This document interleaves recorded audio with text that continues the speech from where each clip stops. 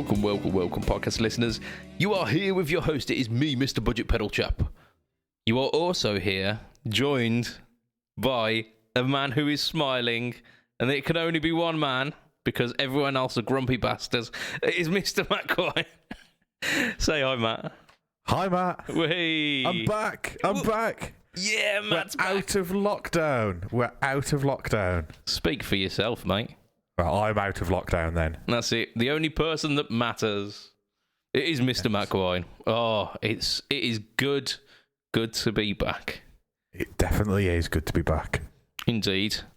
How been you, our chap?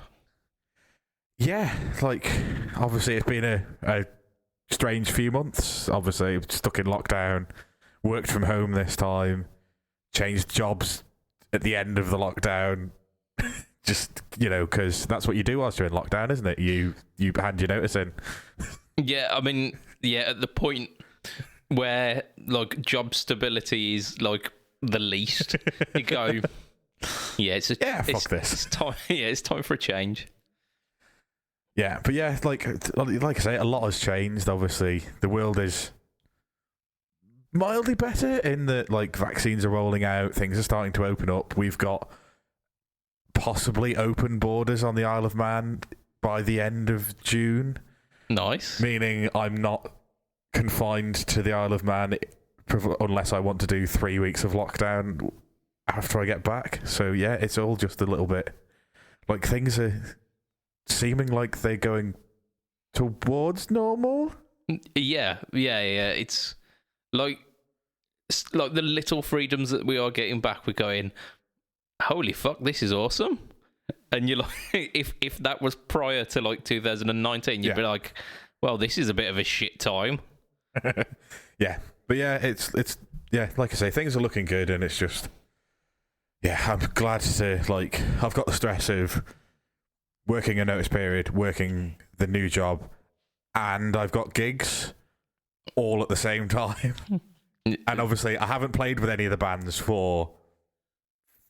One of them I haven't played with for 4 months, and one of them I haven't played with for 2 months. So I've got practices, 2 jobs, and gigs. There will be nothing left of you. You are giving everything and some. Yeah, I've got 2 days off between now and 4 weeks' time. Christmas. But yeah, once that period's out of the way, it's just a normal 9-to-5 job rather than the night job that I've been doing. Yeah. And, then gigs are plenty, hopefully, as well. I mean, that sounds better. Yes, I won't be coming on the podcast after, an hour and a half sleep. like I have in the past. Indeed, yeah. And you've been a lot more coherent than I have, so hats off to you for that as well. Because I get plenty sleep. Sometimes I even supplement that sleep during the daytime. That's one thing I did learn to do during lockdown is fill your time with an afternoon nap. Oh yeah. If you've got an hour's worth of stuff to do and a week to do it, then you. There's you should still have that hour's worth of stuff to do at the end of the week. That's it, yeah. And just go, oh, we need to push these deadlines. Yeah, I mean, there was an episode of Friends where Joey is teaching Ross how to be unemployed, and it felt very much like that during lockdown, wasn't it? Yes, it is. Whoa, stallion. Calm those jets. Yeah, yeah. My problem is, I was I'm stuck inside for what looks like to be 6 to 8 weeks. I'll buy some more pedals that I can put together, and they're still in the cardboard boxes that they arrived in. Such is the natural order of things, my friend. Such is the natural. I have got a cupboard there which is full of stuff that I've done pedal demos on and probably won't use, and just those jiffy bags full of either of bulk buys of PCBs where I've just went on Jed's Peds or on Fuzzdog. I just went, I fancy one of them and one of them and one of them, and then the following week where I've ordered parts for all of them. Yeah. Well, I was I haven't got a proper clone at the moment, so I'll buy the bits for a clone, and there's no point in buying one pedal. So I can't even remember what. Oh, it was a Distortion Plus because I've never tried an MXR Distortion Plus. So I was like, I'll just build one, and I have the boxes pre-drilled and all of the bits. Yep. And I haven't opened them, and now I don't have any time. Yeah, you've got loads of stuff, and I mean, I am in exactly that situation. Because largely my time is taken up by, like, my week is filled even before I've started it. Like, we've got podcasts to do, which a podcast is not just an hour's worth of talking. It is like a night time of editing down a podcast. Yeah. The notes you want to write the podcast as well. Yeah, I mean, largely that takes place 10 minutes before me just going, shit, what's happened this week? But yeah, peek behind the curtain again. And then, like, I've got the no talk all tones, which again, they look like they are recorded hastily and with little preparation, which largely they are. But the whole recording process takes an evening of editing up to where I have a late night that night, because I've had to, like, bounce the video down and then upload it to YouTube and throw all of the like extraneous details, like a thumbnail as well. That doesn't just appear. That has to be made. Yeah. So, like, my weeks are largely taken up by there's, like, various kind of social media-y stuff that happens, and I potentially get, like, an evening a week. And that's usually like a Friday, and I'm like, do I want to get a soldering iron out now and make the clone of a pedal which I may have just reviewed on the No Talk All Tone anyway? Probably not. Probably not. No. Yeah. No, I don't. I will say this though. I built a Distortion Plus. I built it for Will because, like, we went around one of the guitar shows. And he was looking at a Distortion Plus and said, "Oh, I had one of these, and it was like a great pedal. I don't have one anymore." So between that show and the next show that we met up, I ordered a board and put a Distortion Plus together for him, and, like, hastily painted on some faux Distortion Plus graphic. And it was an excellent pedal. It was really, really good. Yeah. Even to the point where, like, the bloke who I bought this PCB from, because I can't remember exactly, but I think the like Fuzzdog and Jedspeds were either sold out of their Distortion Plus one, or they had a PCB for the DOD 250, which is the same thing but slightly different. Like, the layout's the same, but you have to, like, switch some of the components. And there was a guy who was selling, like, the Distortion Plus with the bill of materials for the Distortion Plus online. So I just, like, it was on eBay, so I went for that one. I even went to the trouble of socketing the diodes, which were, like, so I bought some, like, unicorn piss germanium, the little glass ones that if you bend too much they snap, and then you cry, because they were like £1.50 for a diode. Well, shit. That's like a good third of the price of the pedal. Fucked. But I managed to, like, socket them, and socketed them in a very careful way to start off with.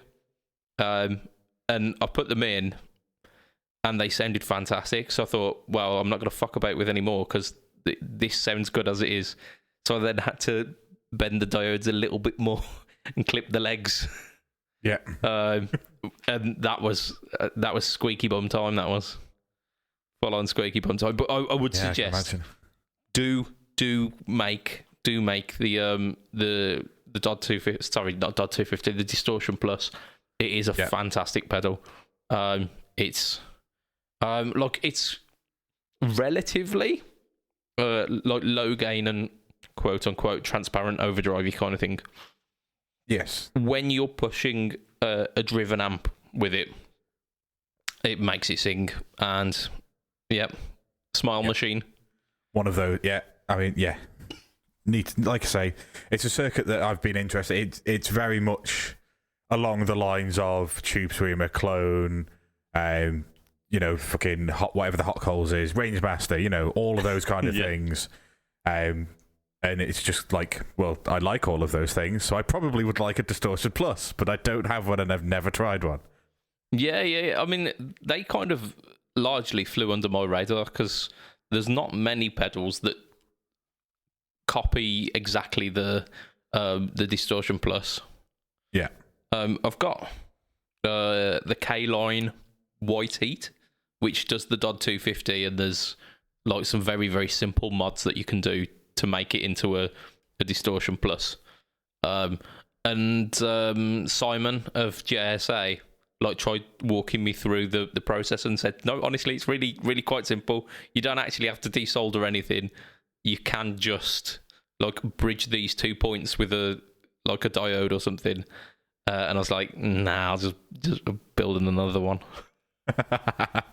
Yeah. To be fair, the White Heat does sound good. So I wanted to keep it stock anyway. But yeah, it's one of those, isn't it? Like Tube Screamers are 10 a penny. And I could swing my arm and hit maybe 4 just where I'm sat. And same with Range Masters. Like treble boosters in general, there's quite a few about. But I think the DOT 250 and Distortion Plus are the ones that don't really get they certainly get less of a mention, and I see less of them for sale on the gear exchange and stuff. Like you don't see them that often. You don't see them on many boards, to be fair. Like I'm not saying you don't see them on any, but you don't see them anywhere near as often as you'd see a Tube Screamer, a Rangemaster, a Clone. Yeah. I remember having a conversation, and I think it was probably Simon again, mentioning about how there are quite a few pedals that are based on the topology of that, but really, really tweaked with different clipping stages and with tone stacks put in there and whatnot. And you're like, yeah, that's all good and well, and that's pretty cool, and you will see stuff like Tube Screamers that are that far away from the standard recipe. Yeah. But you also do get Tube Screamer clones that are straight up doing what the Tube Screamer does. And it's that kind of the core, the essence that you don't really get to see many of. Well, like I say, I've got the kit now, so at some point, hopefully this year, I will put it together. Yep. Yeah, we'll find that time later on. But so I did that. I ripped. So my Cabernet has had a loose jack socket for 8 months now, and it was getting to the point where it's pissing me off playing through headphones because it was just peaking, getting really annoying. So I was like, okay, well, I'll order myself. So ordered a custom wiring harness from James's Home of Tone, and I wired it all together, and it worked. And then I put it into the guitar, and it stopped working. Oh no!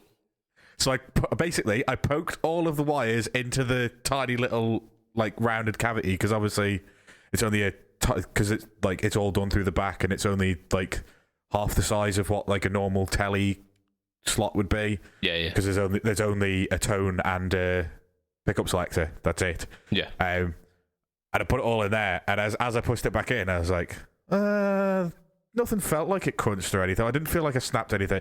Yeah, just fucking completely silent now. I've got a silent guitar. So. Oh fuck! And it's not like it's one of your ancillary guitars. It is your main squeeze. Yeah, so the Les Paul will have to be the main squeeze, and to be fair, I think I could probably fix it by reflowing the solder. Yeah, but I did that, and then I had to break the desk that I was working from home down so I could bring it here so that I could set it back up so I could do a podcast. But the soldering iron went in a drawer, and obviously you need a soldering iron. And yeah, so it'll get done. It'll get done, but I'll give it one more go, and then I'll probably just take it to a tech and say, "Look, can you fix this?" Yeah, 'Cause I know the harness works. that's it. What I've done is fucked up soldering 2 pickups to 1 pot. Yeah. I mean, I've done that before as well, where it's like really fucking simple. It's like do 2 wires here and then make sure all the grounds connect. You're like, yeah. That sounds. I'll be done by lunchtime. Sound like 4 hours later.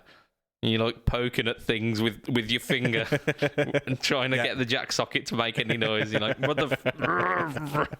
Yeah. Like I'll give it a go, but yeah. So I did that. I burnt my hand in the process as well, and I broke the guitar. So that was a successful one. Yay! Yeah, it's a learning process. If you're anything like me as well with guitar electronics, that learning process is less of a learn, more of a, well, that's fucked now. I'm not going to touch that ever again. Why do you think the soldering iron went in a drawer? That's it, yeah. Out of sight, out of mind. Yeah. Can't find that anymore. Before that, I'd had, for the entire of lockdown, I'd had the Cabronita in E flat, and I was playing blues, and like I've found my ultimate practice rig, which is a tuner, a honey burst, a dual gain Messiah, dual switch Messiah, an immerse reverb, and the simplifier. Shit. And just, you can tune the guitar then. And realistically, I want to swap that out for probably a fuzz and get a headstock tuner. Get fuck tuning. Get a headstock tuner. Yeah. But yeah, and then just the simplifier has just completely changed the way I practice, because it's allowing me to practice at 3 a.m. Yeah. And whilst now I've not got a 3 a.m. job for much longer, I don't need that. Yeah. It also means that if it's a weekend and everybody else is enjoying stuff in the house, and you can just go, well, I will plug my iPad into my amp on the floor and play along with some songs, and it will make me smile, and no one will have to hear me. That's it. I will be smiling and no one else around me will be sad. Yes. So, yeah. It's not often that happens. Just the Messiah is just a fucking incredible pedal, and like I say, the simplifier is fantastic for what it is. It's better using it live, putting it through a PA. It does sound better, but through headphones at home, you're not going to get a better sound than a half decent set of headphones and the simplifier. It just works incredibly. The immerse reverb as well is just the new neighbor, or whatever you call it, a weird foreign spelling thingy. I love the reverb. I love the different types of reverb. I love the fact that it's a proper spring reverb, in that if you hit the strings, you can hear a spring reverb. You can hear the spring, the digital recreation of the spring. You can get that doing kind of So you can affect sound. Got an effect, almost like a faux splash to it. Yeah, and obviously it's got some great other settings as well. But yeah, just the fact that there's little things they've thought of that for their spring reverb, as opposed to just when you play a chord, it sounds like it's a spring reverb tank. If you just hit a kind of a semi-muted thing, it'll give you that splash, and the whole thing. And there's even an echo setting in there, so a delay setting that you can use if you want to ruin your guitar tone. Hey, less of that now. No, actually, I use it quite a lot. I've been finding myself using delay a little bit more, especially within this pedal, just because you're flicking around trying to find new tones, because I've got 3 pedals on the board that do things. So you flick around occasionally. Yeah, but the Messiah dual gain, it's a game changer, because I don't have to bend down to get 2 different crunch tones, and then I can just kick the front end of it with the honey burst and just make it absolutely scream. That's it. But double sweeten it. Yeah, just fucking love it. And like I say, I've been playing along to a lot of Davey Knowles stuff, the Manx fella that I've talked about a hell of a lot. Bit of Rory Gallagher stuff, some Stevie Ray Vaughan, bit of Clapton, bit of BB King. Just yeah, been playing along to a lot of blues, bit of Hendrix, like just, rather than playing. A lot of what I do is playing guitar to learn songs to play in the bands. Yeah. And that's not what I've done for the last 6, 7, 8 weeks. I've been playing shit because fuck it, why not? Yeah, like finding the love for just playing the guitar again. Yeah. Yeah. I think I need to do a bit of that. To be fair, like a little bit of selfish guitar playing. Yeah. And it's bad even that I'm referring to it as selfish guitar playing, because it's the reason why we picked up the instrument. We didn't do it to go, I want to be in a covers band, or I want to like demo pedals on YouTube. That was never like the side effects of it. Yeah. And that's exactly and it's not. It doesn't even have to be like like I did it because I wanted something to relax me during a global pandemic. Yeah. And playing to enjoy rather than playing to learn or playing to perform. That is the relaxing thing, and that's the thing that's going to take your mind off everything else. So, yeah, it was just absolutely great to do that and just, absolutely a bit of self-care is what we need. And if that's plugging in a guitar and playing through some blues tunes, then that is what you need, isn't it? Yeah, and I think like you say, we don't do it often enough. Like, I haven't done that in a while. Like, I probably did it once or twice last year because there was a pandemic, but there've been years where I've barely played anything that I used to play as a 15-year-old when I first picked up the guitar. And the first thing I did when I picked up the guitar was learn all my favourite songs at the time. And, like, yeah, some of those songs I haven't played since. And it's just like, yeah. Yeah, it's a travesty, isn't it? I mean, I used to play a lot more metal than I do these days, and trying to recreate that like at all now is it highlights how. I mean, I must have not been particularly brilliant at the time at it, because now it like my ears are more honed. Yeah, and you realise that it's not what you thought you were playing. Yeah. Sort of semi close, but it's not. Yeah, it's semi, but it's not. Like my like I used to practice like loads of palm muted stuff and like heavy power chord stuff. And my palm mute rhythm is all over the place, and it's nowhere near as tight as I perceived it was. Yeah. It was probably always that shit. But you didn't notice. That's it. My ears were drunk. Yeah. No, they not. Yeah. But hey, like I was playing the other day actually. Like I was doing a little bit of noodling. Like after, like on a Sunday morning, my son had woke up and he was just happily chilling in his room. And was like, nah, I'm just gonna chill here for a bit. So I went into this little music room and was just kind of playing through some stuff. And I just took a moment to kind of sit back and listen to what I was playing. And I was like, actually, you know what? I really enjoy my guitar playing. There's been points in my life where it's been like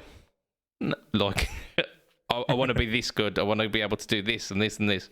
And I was playing it, and it like I was listening to some of like the melodic kind of chordy, almost Hendrixian kind of flourishes that I kind of naturally do with stuff. And I was like, you know what? I dig that.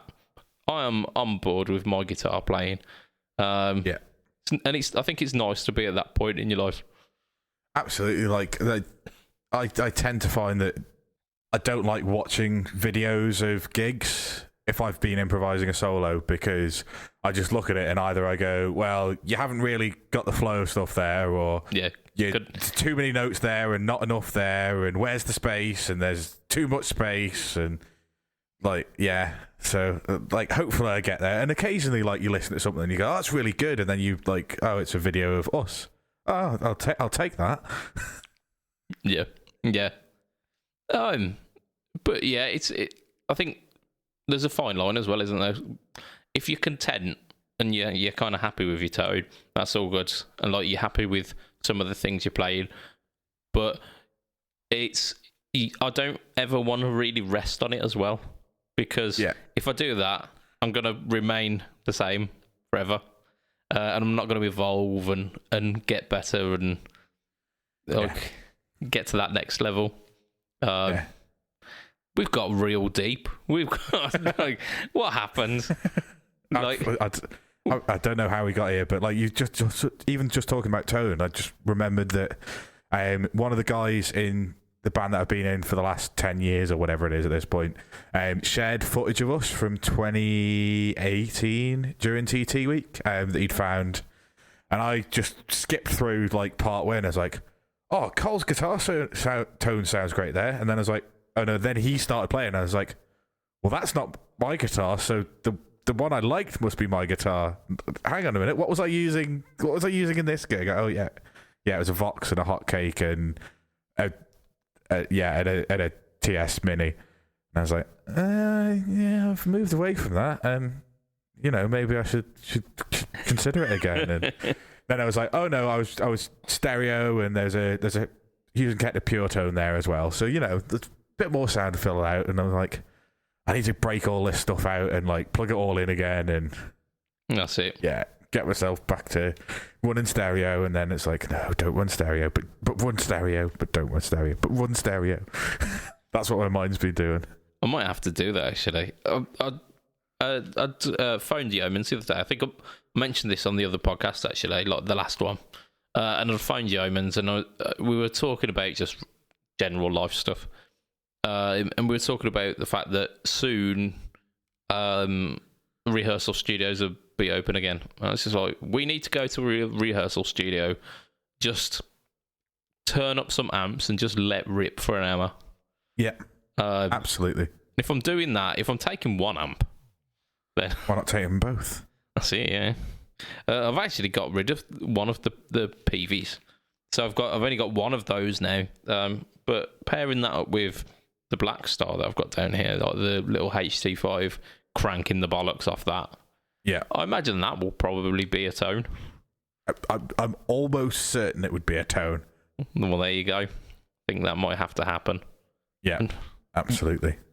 And I'm just looking around, because I've not got like an ABY switch or anything like that, but I do have the TC Electronic Flashback, which mono in, stereo out.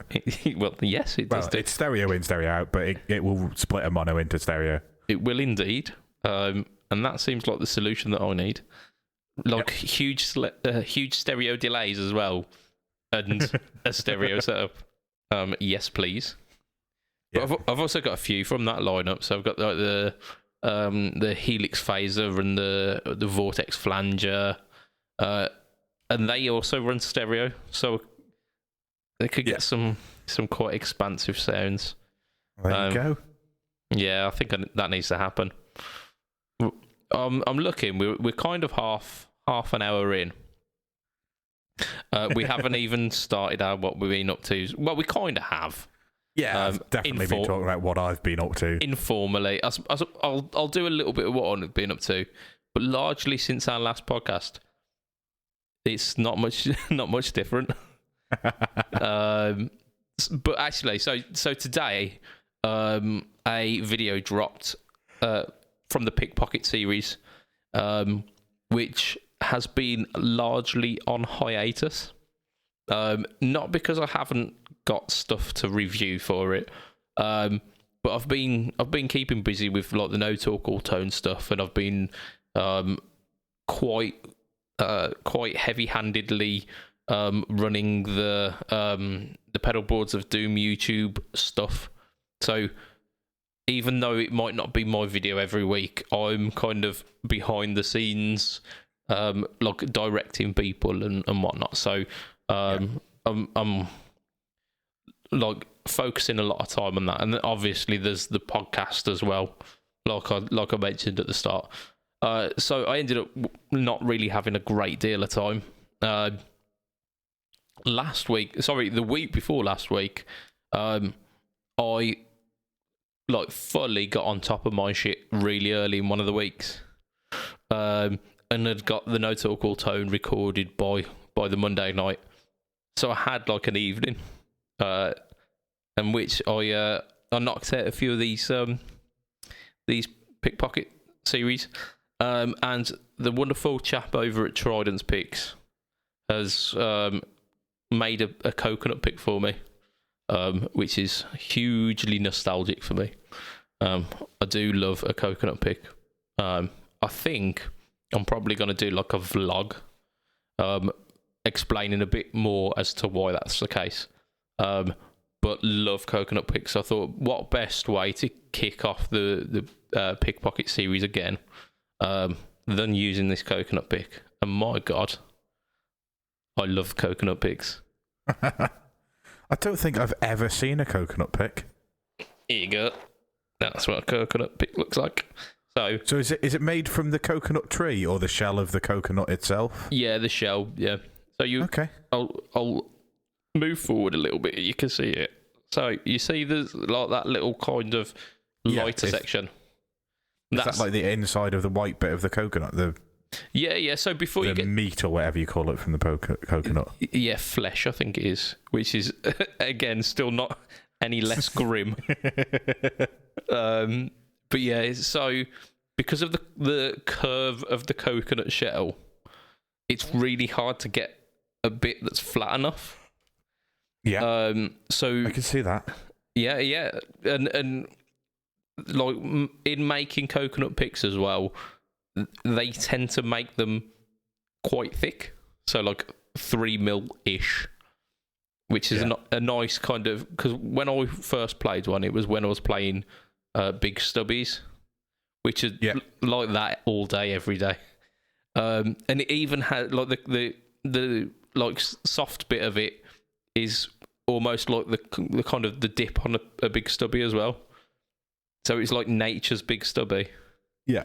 But yeah, it's basically where the flesh of the coconut, you can pull that out, and then you get almost like a light wood finish before you get to the kind of like the thick, dense, fibrous bit of the shell, and that's essentially what that is.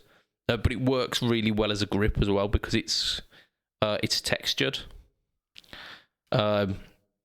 So I absolutely love them. Lee has been having a go every time I talk about picks on the previous couple of podcasts. So I'm going to take this opportunity right now to say, fuck you, Lee. Fuck you. It's not like, at the end of the day, most of us use a fucking pick, and it's no different than talking about a pedal in terms of it's something that you can change to change your tone. Yeah. And if it brings you joy, if it makes you smile and makes you want to play guitar more, then it is equally as valid as like a new guitar cable or some new strings or like you say, a new pedal. So there you go. I don't know what I'm done for this week's No Talk or Tone because I've not recorded it yet. We're very early on in the week. We'll be fine. Because you'll be fine. You'll find something. I've got loads of pedals. I have literally got shitloads. I've got maybe another 3 iSet pedals from Dave Rage because he sent me through a little care package. But I've also got some tastier picks as well. There's a pedal by a guy called Eddie Rifkind, which is some kind of fuzz. And Dave, I say Dave, his name's Anjay, but Dave has said that one's a particularly nice one. And there's another one by Charus Effects or something like that. I'm not going to even pretend that that's right. But again, it's like a fuzz, Big Muff flavoured fuzz.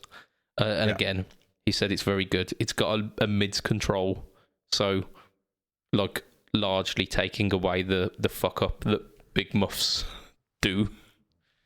So I've got all that. I've got some Jed's Peds still to do.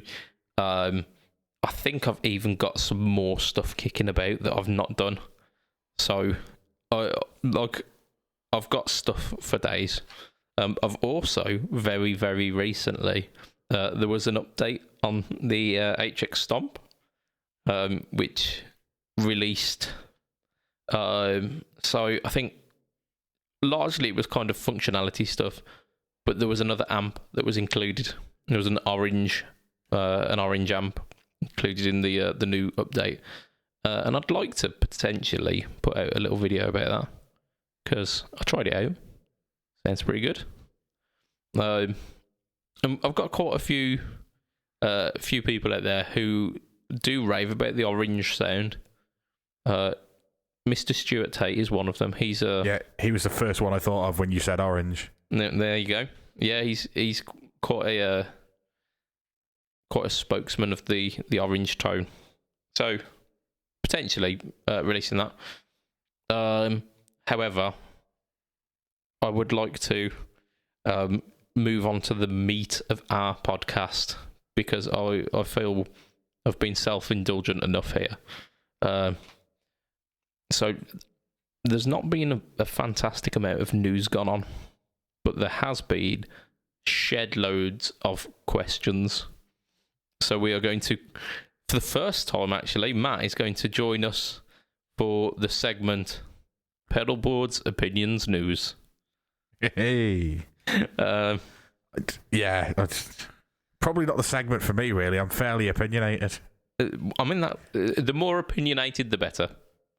So our first kind of question mark, is Dave Sveki has put up a picture of a Jazz Chorus 120. Guy wants $500 for it. Should I pull the trigger? I'm pretty sure you can get them for less, can't you? Regardless of whether you can get them for less or not, I think they are an absolutely shit amp. I really don't like them. Is it JC120, did you say? Yeah. For a clean tone, they are fine. Yeah. But they won't react to pedals in the same way because they're not valve. And most of the pedals you like them pushing a cooking amp, and a JC120 ain't a cooking amp. Even when you cook it, it's not cooking. No, it's very clean. It's very, it's almost clinical in the way it comes across, isn't it? I don't know. Like, having not tried the Messiah in front of a solid state amp, only in front of a solid state pedalboard amp, I can't say this for certainty, but I imagine if you wanted the cleanest of clean tones, you could have a JC120 and a Messiah to turn it into a real amp, and then run your pedals into... So you have the Messiah at the end of the board, then your amp is a clean amp, a lightly driven amp, and a chunkier driven amp, and then you run your pedals into the front end of it. I'm calling bullshit on this, largely because, again, I think we've spoken about this on the podcast before, but me and Yeomans went to a rehearsal studio, and we bought one of our amps. I can't remember if it was mine or his, and it weren't playing ball on that day. It was, for whatever reason, it was noisy or something, like a valve had gone or something. So we had to use what was there, and there was I don't think it was a JC 120. I think it was a slightly smaller one. But they've done like 500 different fucking size ones, haven't they? Yeah, and it, like, we just went, okay, if you can get a clean tone from it, sound, because we're basically using a pedal board to get the tones anyway. Yeah. And like a couple of the pedals on there were like early Chevtone, kind of just before Chevtone was a thing. Yeah. So prototypes. Yeah. It was kind of like the things that sparked Chevtone. So they were decent sounding drive pedals. And all the things that we recorded on that day we had to scrap because the guitar tones were so shit. So I know it weren't the guitars, because the guitars we record with every time. I think like my telly was one of them. And if you can't get a good tone out of that, it ain't the telly's fault. Yeah. I mean, I'm not guaranteeing that the JC120, but like, I think, maybe not. Like, I personally wouldn't buy one because they're not for the music I want to play. I don't want a clean tone. I want a clean tone with a bit of attitude. Yeah. Yes, yeah, absolutely same here. And like they are a sound in of their own, whereas like even the pedalboard amp that I've got is attempting to be a valve amp, whereas these are a very different sound, and they're not for me. Yeah. I mean, they are intentionally clean, aren't they? Yeah, they're intentionally their own sound. They're not like it's not like a Princeton circuit or the fucking JTM 45 circuit or anything like that. It is its own circuit doing its own thing, which does make it different because, you know, it's not trying to be a Dumble or, you know, any of these classic circuits, but it does mean that what you get is what you get, and if that's not what you're after... Yeah, and largely that's where I'm at with it. And so essentially it is change, and change is bad change. But yeah, it does. It basically it zigs while I zag. So there's no way that we're ever getting on. Me and the Jazz Chorus, we just ain't gonna be friends. I think we've put that one to bed. Next one, this is a little bit controversial. Louis A. Sutil says, "Guys, do we really need barefoot button switches?" And I'm gonna say pedal toppers because others are available. Yeah. Okay, these are created by the devil to break foot switches on pedals and should get in the bin, is my opinion on the barefoot buttons and any other pedal toppers. I hate them with a passion. The only pedal I've ever had a switch come loose on is the Anteras that Stuart shipped to me with a topper on it, and it's the only pedal I've ever had a switch come loose on, and I took the pedal off the board because I didn't have the right Allen key for it at the time. I do now, and I have taken the button off and I have tightened it back up, and Stuart has said, look, if it has damaged the switch, send me the Anteras back and I will fix it for you. I don't think it has, but I think because I am heavy footed and the way that they sit on the pedal means that they're not pressing down flat. They can press at an angle, which can put stress on the switch. So I wouldn't go anywhere near one. I hate them. I think they look hideous. I think they damage pedals, and I just think that they are a pointless thing that never needed to exist. Yeah, they are a solution to a problem that I never found. Yes. I'm going to go slightly more the other way. In the fact that I think, although they are not like a necessity, and if I'm putting a board together, I absolutely won't have them on because I don't need them. I think they can look good. Like, they can make pedals look kind of cool when you've got the branded ones, like the Tate Effects one I've got on my Raise the Dead. And it looks kind of cool. Yeah, that's the exact one, yeah. The little kind of anodized orange. Looks kind of cool. I'm pretty sure I've got a Chevtone one kicking about as well. I think they look kind of interesting, but they look really good for photos. And aside from that, like, it's very much a fashion accessory. Yeah. It's like covering your pedal in glitter. All I'm saying is if you feel like you can't stand on a pedal for whatever reason, A, have a look at yourself in the mirror, but B, this is the bottle cap for a Pepsi Max bottle. It is exactly the same size as this. You can blue tack it onto your pedal for free, because you will have blue tack in the house, because everyone has blue tack. You get a bottle cap of any size, and you stand on that, which will increase the surface area of the switch for the 5 minutes that you play it without shoes on, you cretin. And then after that, you know, you can take it off, and you haven't damaged your pedal, and we can all go back to just standing on pedals like normal people. I reckon you need to start a business here, like broke-ass buttons. And I just ship them a Yeah. Pepsi Max cap and some. That's it. No, just ship them the Pepsi Max, like a crate of Pepsi Max and some blue tack just sat on the top. Broadcast buttons with free drinks. Yeah. So there you do go. Different flavors as well. You can have some lemon Fanta as well. Yeah, just in case you want to like mix and match and like color coordinate with your pedals as well. Yeah. So there you go. Yeah, I largely agree that they're not needed. Yeah, I take the stance of if you can't hit the switch, because I've hit switches with my foot barefoot and never had an issue. Yep. And like I say, I'm heavy-footed and I regularly play barefoot, and I hate walking on. Like, I can't walk on a stony beach without shoes on, but I can turn pedals and pedals off and on again. I mean, like if you're trying to switch a pedal on with like the arch bit of your foot, the fleshy arch bit of your foot, You're doing it wrong. Yeah, you deserve what's coming to you, don't you? Like you've literally got like a massive pad at the front of your foot. Yeah, which is designed for like if you need to kick anything with when you've not got shoes on.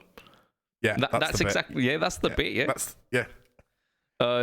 and I use the same logic when trying to switch pedals on with my foot when I've not got like shoes or socks on.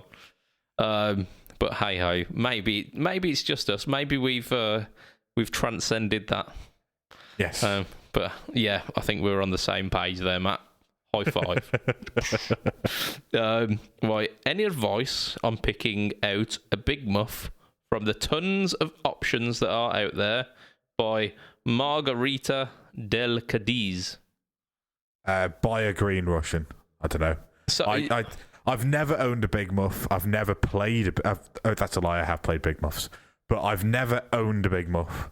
If I was to own a big muff, I would buy the green Russian followed by the op amp. Yeah. So I largely hear that the green Russian is the one that's the most palatable. Again, my experience with big muffs is limited. I think the JedPed hoof wrapper, which I mean, your guess. I wonder what pedal that might be a clone of. That's it. Guesses on a postcard, but essentially, like the one side's a tone bender style circuit, like a modified tone bender. The other side is a big muff, like a modified big muff, and I think that's got a mids control on that as well. And that was absolutely fine sounding. And I think that's the one that's also got an octave in the center.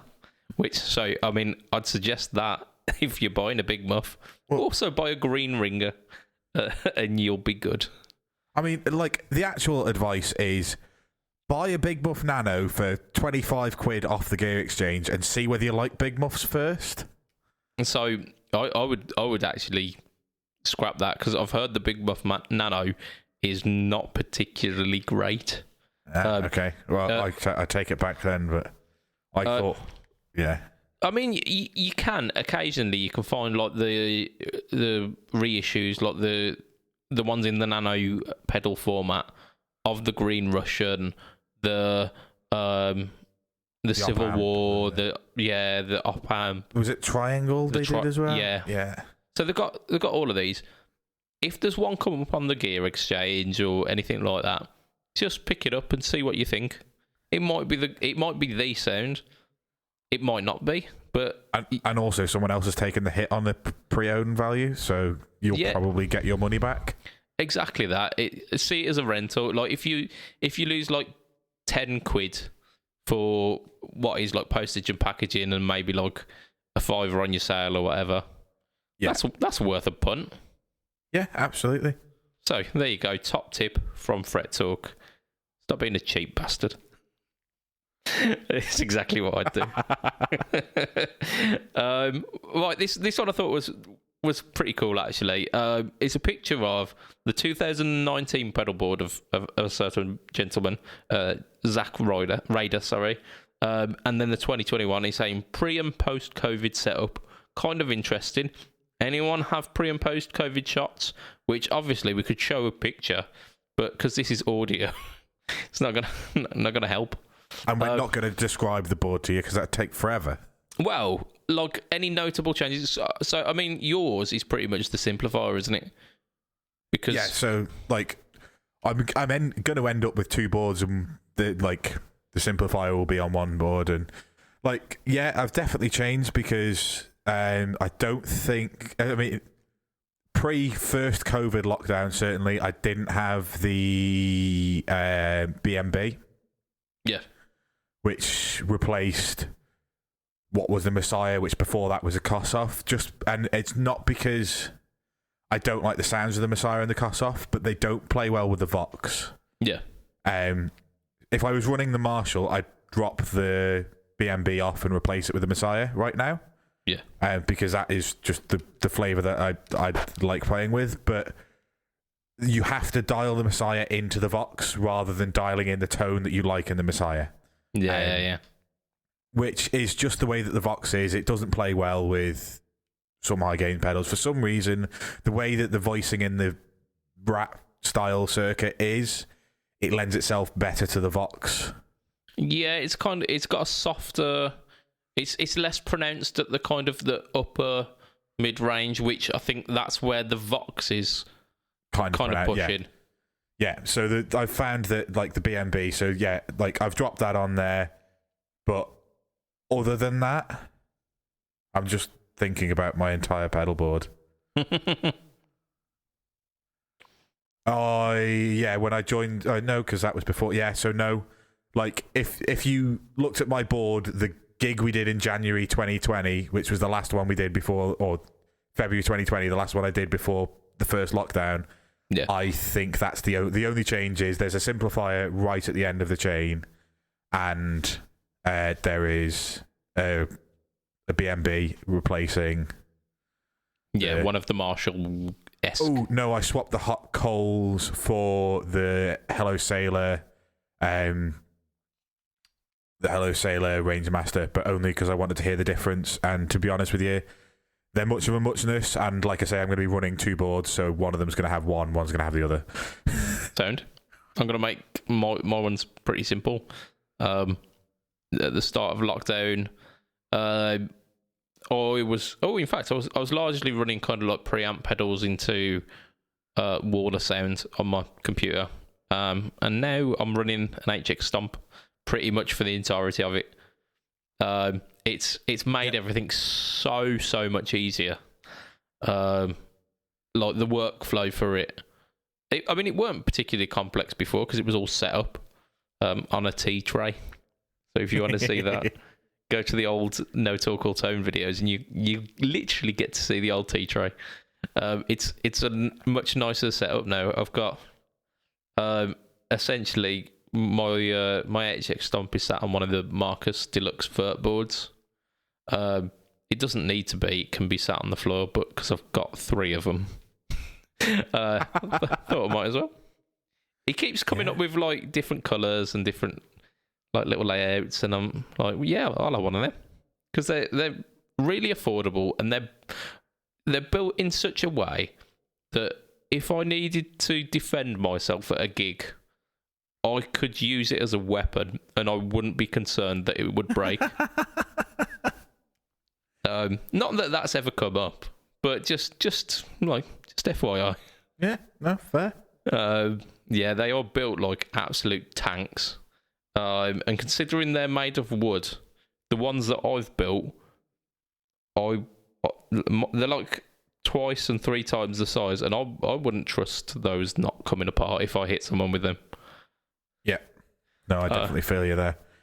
Yeah. So yeah, hats off to the craftsmanship of the Marcus Deluxe pedalboard. But largely, it hasn't really changed a great deal. I'm still recording direct into a computer through some like combination of digital trickery. Yeah, fair. And yeah, I think my guitar choice hasn't really changed as well. I've been playing the Variax for God no. Oh, God. Yeah, I've had the Variax, the Les Paul, and the Cabronita in rotation for 2.5 years. Well, since I got the Les Paul anyway, which I think was the end of 2019. I'll agree with you. I mean, we've literally got like audio documentation. Yeah, but there's also a YouTube series out there that like documents the birthing of the guitar. But yeah, Absolutely. I think it arrived November-ish 2019. Yeah. I'd agree with that. Although I am definitely not putting any money on it. Yeah, no, neither am I. But Right. yeah. Right. Next question, because I think we could probably get through. Just double check it. Oh shit, me! I've copied quite a few. We need to speed up this process. Are we doing like quick shot, like lightning round? Well, this one is going to be a very short one. Wayne Seguin says, at what point do y'all start worrying about a package delivery? So I live on the Isle of Man, so I can't go like the rest of you, where you get a tracking thing and it says it'll be delivered within the next 48 hours, and to me that means you might see it in a week. So, like, yeah, I tend to add 4 postal days, which on the Isle of Man doesn't include a Sunday, whereas I know in the UK now Hermes delivers on a Sunday and Amazon delivers on and all that nonsense. Yeah, Sundays are no post days, so I add 4 full postal days after the date they said it should arrive, and after that, then I can start worrying. Yeah, I eventually, I think, is the like when I remember. Because I will order something and completely forget about it. There's a little thing. I'll just reach over here. Yeah, this thing arrived the other day. It's largely not guitar related, so I won't go into the details of what it is. It's like a little technology gadget thing, and like fair play. It was like a Kickstarter back, so the delivery date on those is always a kind of you might get it, but I'm pretty sure this was maybe September of last year, and it arrived last week. Yeah. So well, yeah, I forgot that was a thing. But yeah, I think maybe 2 weeks is reasonable. However, when do you start worrying about the packages? Is instantaneously, isn't it? Yeah. Yeah. And the other thing I will say is the only time I ever add those 4 working days on is if I'm buying it from a company, because every person that has shipped me, like, whether I bought secondhand or whether I bought from Joe at Hello Sailor or Chev Tone or Stuart Tate, they send me the tracking reference number on a Tuesday and the pedal is in my house on the Wednesday morning. And I don't know how they're better at getting a parcel to me than Amazon or GAC or Andertons or any sort of actual fucking shop. But yeah, private individuals are far better at sending things and them arriving on time for the Isle of Man for whatever reason. I'd say it's probably to do with something like the companies have like delivery slots like every day where the packages get collected, and then like they'll see one that says Isle of Man and they'll go, oh, we ain't taking that. And it takes about 4 days for them to go, right, work experience chap, here's a tenner, go to the local post office and actually post this. Yeah, you might. I mean, you're probably right, but yeah, I imagine that is the process. There's my caveat. So if I've bought something secondhand and it's not arrived within 3 days of the person sending me a tracking email, that's what, like 2 or 3 days, like that's when I'm like, what's going on? Yeah, but we're all very British about it and we're very polite. Like, oh yeah, no, you never chase anybody. Oh, not at all. You just wait with your anxiety just slowly gets worse until eventually you have a heart attack. That's it. It's like when you get like a very bad meal at a restaurant. You're just like, well, this is fine. Yeah. No, it's fine. Yeah. No. Yeah. Yeah. Yeah. No, this is ignore the fact that I'm vomiting on my plate. No, it's fine. Yeah, I didn't order a salad, and this is clearly a salad, and it's dirty, and you're probably still going to charge me for the steak that I ordered. But yeah, this is fine. Right, we've got a question from Eric Pinedo. Who knows? I mean, if you are listening, Eric, like shoot us in the Fret Talk podcast group. Just let us know how to pronounce it, just so this embarrassment never happens again. So, I mean, he's put Boss SY1, Boss SYB3, and Line 6 Echo Park delay. What are your experiences with these? This is a nice simple one. None. They're very different pedals as well, aren't they? Yeah. I don't even know what the SYB3 is. It sounds like a bass pedal. It does, doesn't it? It really does. Is the SY1 the synth one? It is, yep. Yeah, so my experience is if it's anything like the Digitech bass synth war, I'm sure it's fine.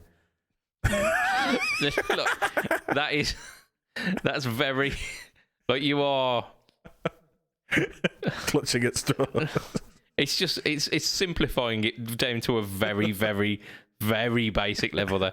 Like, a Digitech pedal from about 20 years ago that kind of does, like, the deeper underground Jamiroquai bass tone to one which is like a fully polyphonic synth engine. Yeah, they're pretty much the same thing, yeah. Yeah. So the SYB3, yeah, again, I assume it's a bass synth bar clone. So yeah, I'm sure it's great. And what was the delay pedal? Line 6 Echo Park delay, which is one of their Tone Core series. Do you know the grey ones that had the like removable module? Yes. Yeah, I remember. Yeah, no, never used them. So, I mean, I was quite flippant in saying that I have no experience of any of them. Like personal experience, I don't have any of the two Boss ones, but the on the release of the SY1, Tonepedia released a very comprehensive like Tonepedia tone capture of it. Yeah. And I had a play about with that. Largely, it's not for me. Because it makes your guitar go whoop, whoop, whoop, whoop, whoop, whoop, whoop, whoop, whoop, which, like, Stevie Ray Vaughan never did that, so why am I interested? The Line 6 Echo Park delay, however, the algorithms for that were, I believe, the same that we used for the DL4. And okay. In which case I can get on board, because I know what a DL4 sounds like. Yeah, and like you've got the M5, which you used for quite a while, which again, the algorithms... Still use, and I literally use it for delay because you had a question 2 or 3 weeks ago, and it was, what is the best delay with presets for under 150 quid? And the answer is absolutely the Line 6 M5. Yeah, I could hear when you typed the comment in the group. I could hear the fact that you were screaming at the audio. Because you were like, this thing and that thing, and I'm like, do they even have, and you weren't even sure whether they had, like, fucking presets, and I'm like, it's the M5, it's just the M5, just buy an M5. Yeah, I mean, legit. And if you've got MIDI capability as well, there is a lot of preset that you can do with that. Yeah, well, I mean, there's 20 banks just with the 2-foot switch up and down, but if you add MIDI in, there's more, and yeah, like... Yes, 128 different parameters, isn't it? Yeah. That you can change, which is... And there's loads of different types of delay in there, and yeah, just that was the answer to the question that you failed to answer correctly. Yeah. I put my hands up, yeah, I didn't think about that. But to be fair, like the Flashback 2... will do the job. Yes, it absolutely will. But I don't know whether you can bank up and down presets on the Flashback too. I know you can on the X4. Yeah, you can't bank up and down. Oh, the X4. The X4's an absolutely fantastic choice. Oh, yeah. Could I change my answer? From 3 weeks ago, whatever it was. That's it, yeah. Like the X4 is legit, but like I was thinking, like the new ones have got the 3-tone prints rather than just the one. Yes. You can use those as 3 different presets, so that's legit. And you do have the added bonus of the mash function. Yeah. So it's not a wrong answer, but like cost effectiveness, absolutely, the M5 is just hands down, no questions. Yeah. And like you've said as well, like there's a reason we have you on this podcast, Matt. Like the X4, top quality. And I'm not even the delay. I'm literally the opposite of the delay expert. That's it. I feel like we've turned a corner though now, because you're accepting delay into your life. Yeah. I'm largely like I use reverb on all of my patches on the that thing, the Ajax stomp. And like that's one thing I will say about every digital like pedalboard amp or preamp or whatever you want to call them, and like these all-in-one solutions, is they do need reverb setting up well to sound at their best. Yeah, because it sounds really sterile otherwise. It sounds like you are literally sat next to an amplifier with your ear on the speaker cone. Yeah. And literally no one has ever done that. There's good reason for that. But yeah, it's just the most kind of dry and horrible and direct sound. And even if you've just got like the most subtle reverb on, which I do, I have it just set. Yeah. So that it makes it sound a little bit roomy. Yeah, so when I run the simplifier on my main board, I have the Hall of Fame Mini, and I have it like a 3 degrees off 0. Yeah. Or, very, very minimalist. Yeah. Almost reverb that you can't even hear, to allow the simplifier to do its thing properly. Yeah. And it's one of those that you could almost fool yourself into thinking it's not there, but then you turn it off. Yeah, like, and then it just sounds weird. Fucking absolutely is there. Yeah. Yeah, I completely get it. Right, we've got another question, because we're doing good here. We're doing good time. Anybody out there have any experience with this guy, which is the Donner Yellow Full Delay? $36 seems incredibly cheap for a decent delay. I've never played a Donner pedal. I own a Donner pedal board, and it is a pedal board. Yeah, it's fine. It came in a bag, and the bag is not falling apart. I mean that in and of itself is an accolade, because I've got a Warwick rock board gig bag, which happens to house at the moment a Line 6 Amplify footboard. And before that, I used to use it for the ironically named shortboard, which was like the long switching system for the Line 6 amps. And it's being held together by hopes and dreams. Like there's like twine just wrapped around like the plastic piping, because that's the stuff that's still solid. Yeah. And it is moments away from becoming essentially just a blanket. Never tried the pedal. I have, I think, outgrown the market for the Donner stuff before I'd heard of Donner. Yeah. In terms of it's kind of sub Joyo in terms of where it sits. Oh yeah, like $36 is hardly a thing, is it? Yeah, so I wouldn't ever discourage somebody from trying it, but suggesting it's a decent delay pedal might be stretching it. It's probably, if it's digital, it's probably not going to play well with some other pedals, because it's a very cheap digital pedal. I think it might be analog. I mean, I had one at one point. I didn't I don't think I bought it. I think I got it as part of a bundle. Like, there was something that I wanted. I think it might have been the K-Line Crazy Cactus, I think is what it's called. It's basically like a full-tone, full-drive replica, which was fine. It was a little bit underwhelming. But I think I got it in a package with that. And the Yellow Fall was... it was very specific in its application. It was quite bright for an analog delay, which was really off-putting because it meant that it was really present and the repeats were just too much. Yes.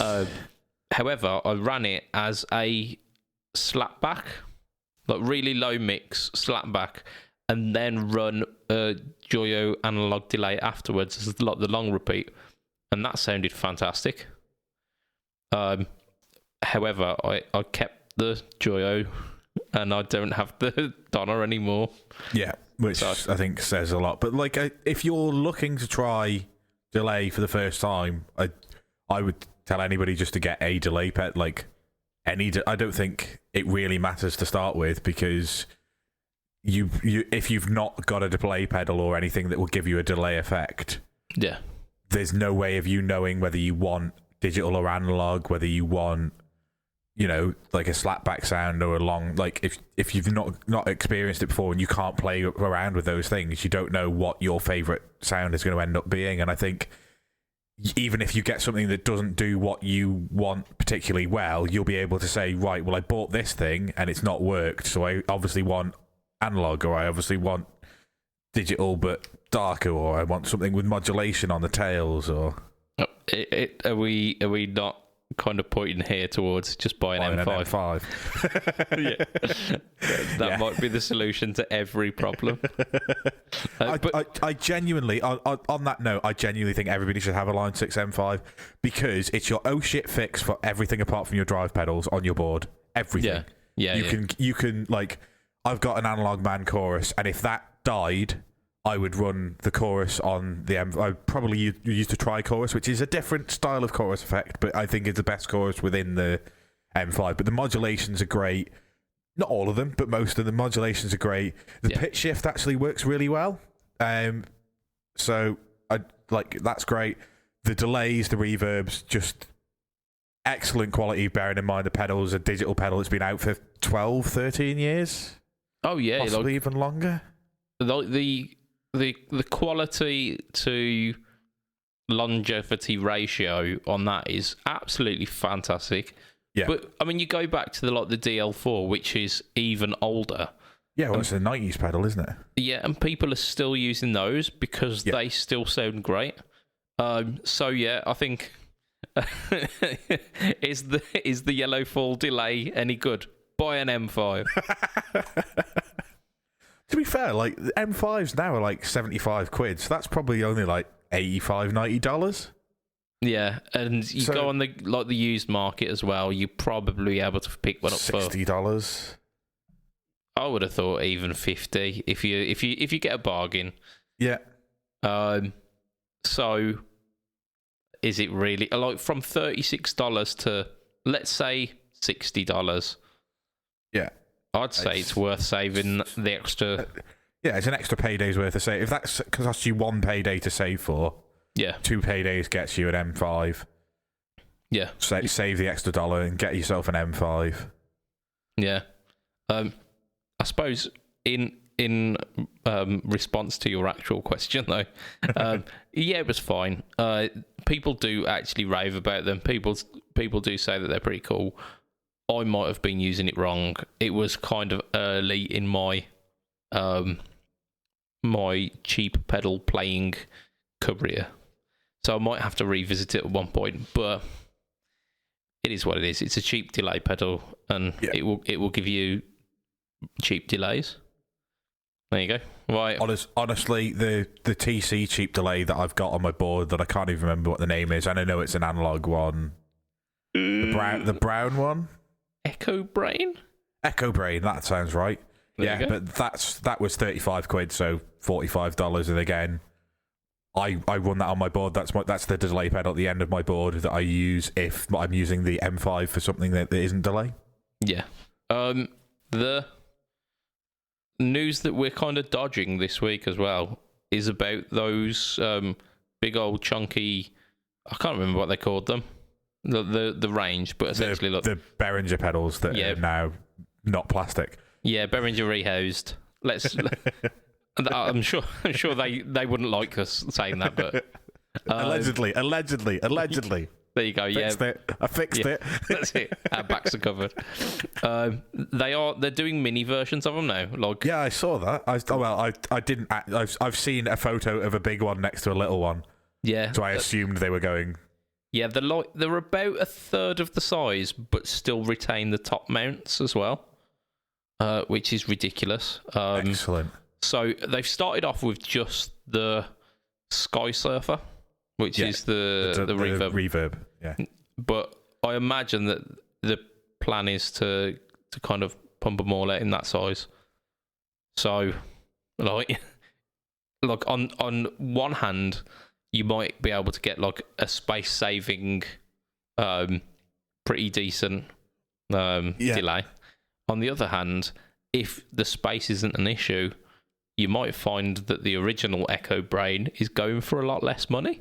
Yeah, it might be going for £20 or $25. That's it. On the used market, like that, and that's all. Like, if anybody's trying for these cheaper pedals, my advice is absolutely don't buy them brand new because the gear exchange is full of them. Yeah, top tip. I mean, I think I only ever bought one new, which was the Joyo analog delay, and that was the second one that I bought because I was so impressed with the first one, which was like a second-hand one, and it was a lot amazing.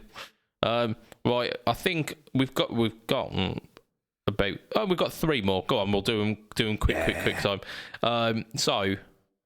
We've got four. Sorry.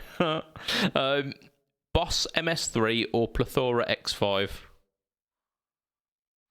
For me, Plethora X5. I personally wouldn't have either, but because I think you should just get an M5. But I mean, yeah. Like the X5 seems like the X5 is a really cool idea. I'm not saying the MS3 isn't, and I don't know whether the Plethora has loops in it, but the 3 loops in an MS3 probably would be interesting as well. But yeah, if I had to pick between one of the two, I'd get the Plethora just because of the excess of like tone prints that you can install onto each of the different switches. Yeah. And I think they, like you say, they kind of sit in a very similar category, but I think I'd go for the Plethora as well. I've got a affiliation with the TC stuff. I think they've earned my respect a little bit more than I'm willing to admit that Boss have. Yeah. I mean, Boss products are fantastic, and the fact that they managed to win me over from saying that the DS1 is the largest pile of yes, it's just not up to today's standards, shall we say? And I'm now saying actually it's got a place. There's somewhere for it, and not just the bin. But yeah, the Plethora, I think, if I was putting my money down, I wouldn't even consider the MS3. I'd be considering the Plethora, and actually I have. I don't need it, but I've considered it. Yeah. I mean, if I was going to make an actual argument, I would say my decision would be between a HXFX and a Plethora as opposed to the MS3. Mm-hmm. Yeah. With the HXFX, I think I'd just go for the Stomp. Because, yeah, the HXFX has got 6 individual switches, but you also get amp sims and all of that. Yeah, I know, but yeah, I just want the HSFX Stomp. I just want them to release it because then I'll buy it because that's just the M5 too. Yeah. Right, And they won't do it, and I wanted that since they announced the stump, because I was like, that's what it's going to be, and it wasn't. It made me sad. Indeed. Right, so I've got Carlo Nunziata is saying, he says something in what looks like French, which translates to best version of the full tone OCD. The full tone OCD. Yeah, that is the right answer. I would say, without having heard it, the special edition blue one that was it Germanium? Yeah, the Germanium one. To be fair, Steve's got copies of. Sorry, he's got an OCD. He's got V2 OCDs, V1.5s, and the blue one. And he says the blue one with the Germanium is the best. So that's probably. I trust Steve's ear. I've not personally heard it, but I had a 1.5 version, and it was fine. But like I say, I play with a Vox, and high gain pedals and Voxes don't always go together particularly well, so I moved it on. Yeah, it's a pedal that I've not owned yet, and with the relatively recent controversy surrounding Mike Fuller, I don't think I ever will. However, I don't think there's so much of a difference between versions 1.5, well, just 1 all the way through to, I think it was like 1.7 or 1.8 by the time they moved to 2.0. I don't think there's so much of a difference between any of them for it to make too much of a difference. Yeah. I think 1.3 was the one that people suggest is the pinnacle. Sure, why not? And again, the Germanium holds a little bit of a sore note for me, because it's like I did a news thing on Pedalboards of Doom, which got like the most dislikes that any of the Pedalboards of Doom. Like, even though we said like this isn't a preview, this isn't us demoing the thingy, this is like a news release. Yeah. People, how dare you not play the pedal? How dare you? Yeah, like 2 weeks before it was actually released into the public, and people were getting pissy.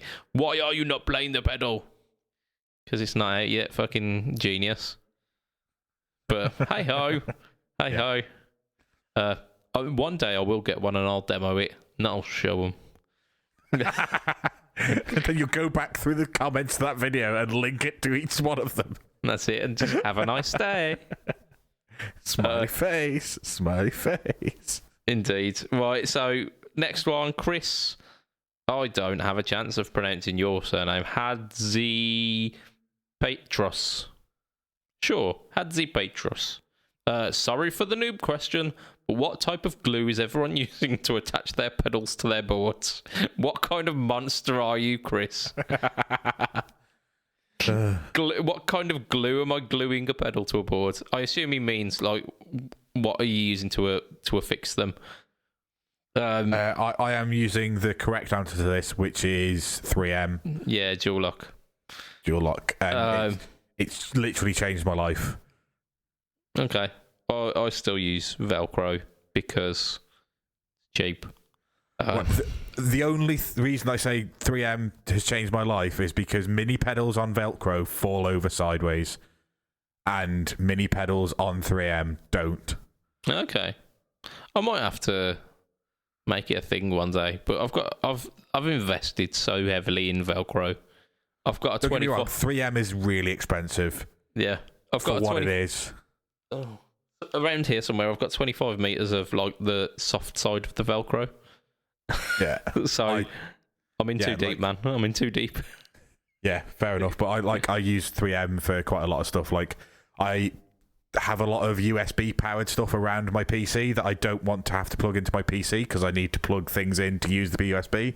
So I've got a 6-power bank that is just affixed to the side of the chest of drawers that is next to my computer, so that it's at the right height where I can just plug things in and out without having to fucking dig down and find where it's fallen. Because and that's attached with 3M, and like 3M is dual lock is just the best stuff in the world. Like my headset for my work has a little pad on it for the mute button and a volume up and volume down, and I 3M'd that to the desk so it wouldn't keep falling down. And it's 3M is just the greatest invention ever. So there you go, 3M. I mean, yeah, who's arguing there? Right, final question. Bit of an anticlimax, this one actually. How do you stack your Boss BD2? I'm new to the game and looking for ideas to try. First impression is holy F, though. I think by this he's just like a stream of verbal consciousness. Hey, this is a chap who's had another question. Eric Pinedo.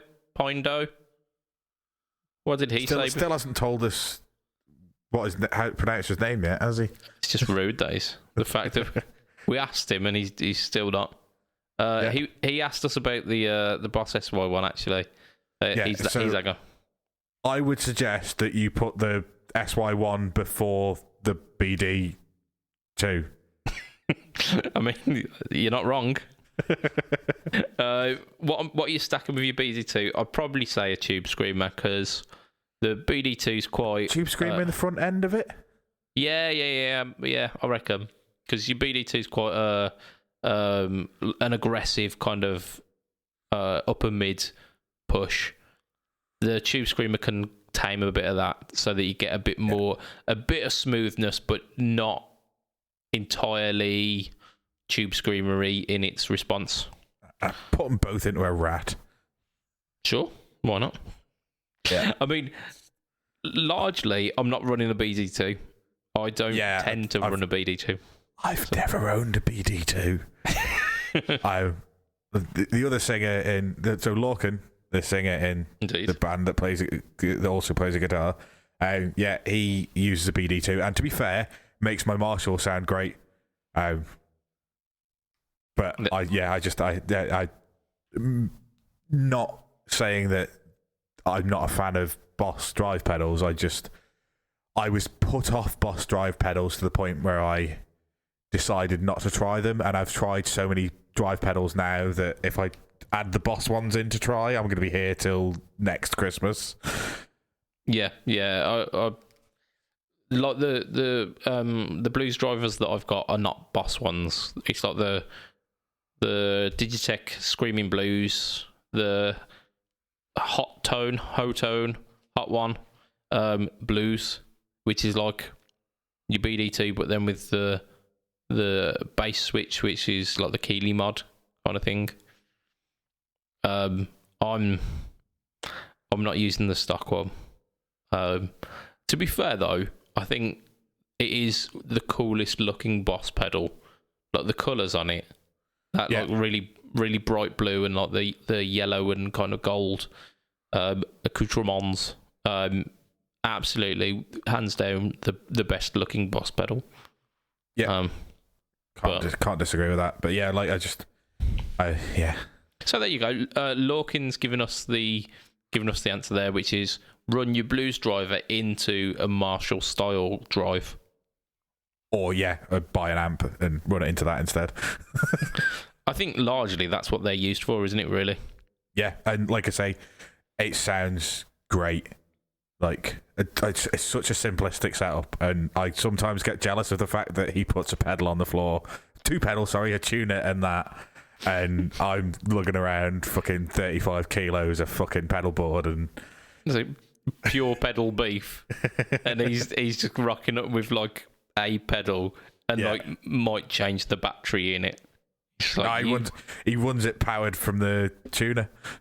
Fuck man, but hats off to the chap. What's it going to interfere with? Itself.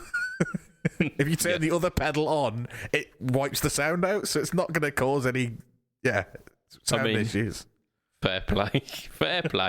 So yeah, like and that's where we're going to wrap the cast for today, because that is an hour and a half of casty goodness.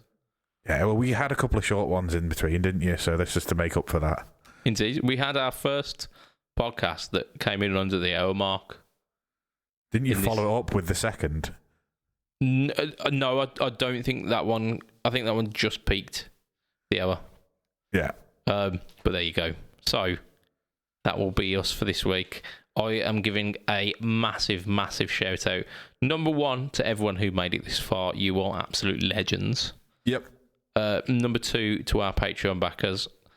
You guys, every week, astound me with your support. And, like, not just the kind of the financial backing, but the way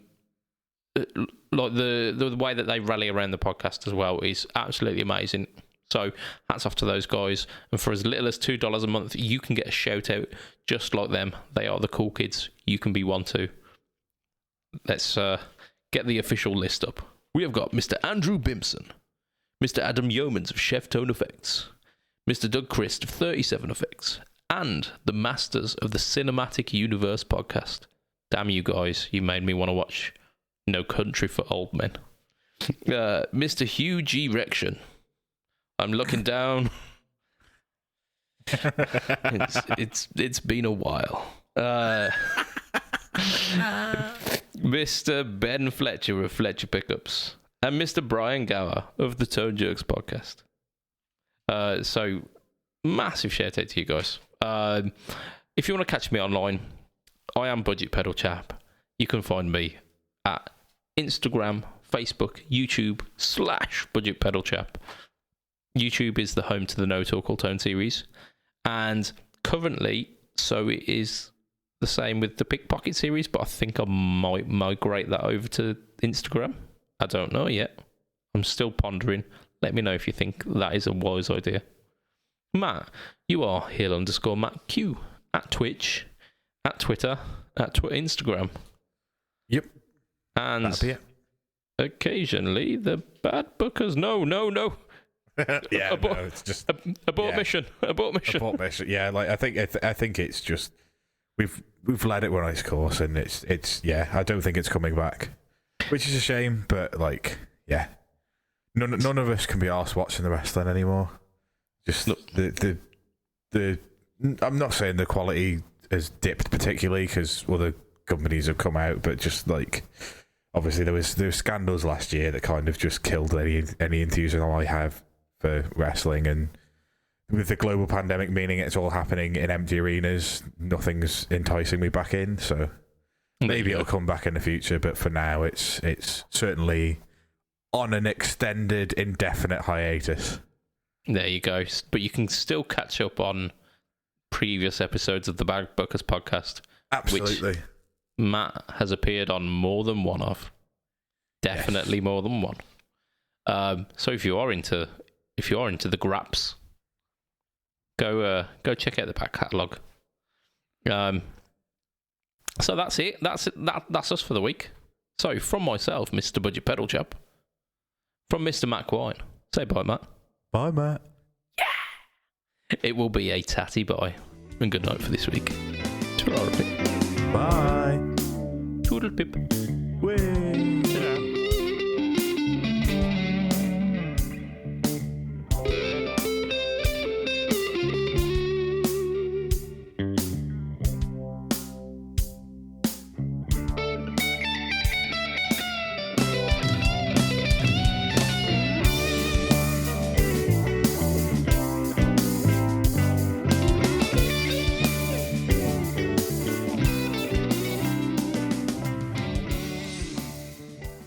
Threw a hedgehog at a dartboard once.